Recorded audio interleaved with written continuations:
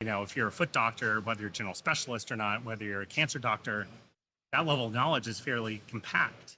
And, you can ask Perplexity is like, how much knowledge will you need to be able to do this? And then compare that against ever growing knowledge it means to be a cybersecurity cloud analyst. It's microscopic compared to what a cloud analyst must be able to achieve. And this is one of the reasons why the pushback needs to occur, which is first of all, say, I don't know. No one might know this. And we'll have to figure that out. And it's like, well, if you don't know the answer, why are we going to install this thing on our network? I said, well, we'll have to wait 15 years until we know exactly how to respond to that thing. I said, initially, you'd weigh the risk of installing the thing and us working with it, or, become anti-competitive and understand there's a greater risk in installing this thing in our network. Nothing's going to ever be perfect.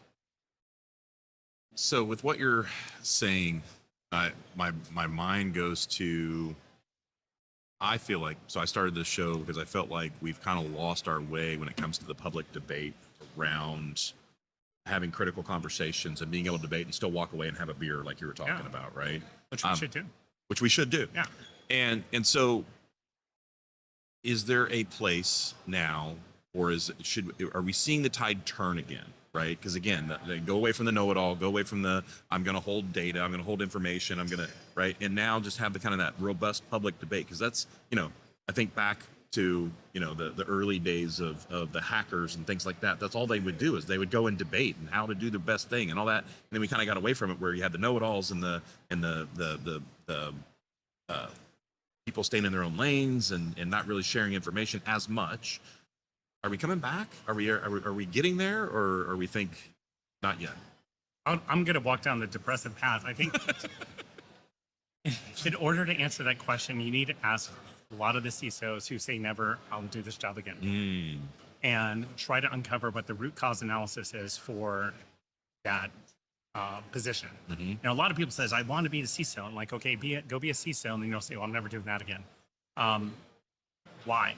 And I think that needs to be stepped through in order to make some of these changes. I think because it's such an opaque role, that trying to establish boundaries around it, which is, again, everyone talks about, creating boundaries in relationships, creating boundaries in your personal life.